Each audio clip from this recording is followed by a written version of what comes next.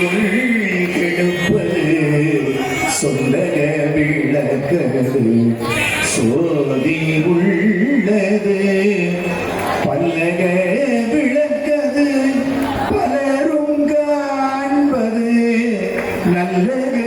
விளக்கது நமச்சிவாயவே சோதியே சுடரே சூழொளி விளக்கே சுரிகுழல் பனைமுறை மடந்தை பாதியே பரனே பால் வெள்ளீச்சாய் பங்கயத்து அயனும் மாலரியா நீதியே செல்வ திருப்பெருந்துறையில் நிறைமலர் பொருந்தம் மேவிய சீர் ஆதியே அடியேன்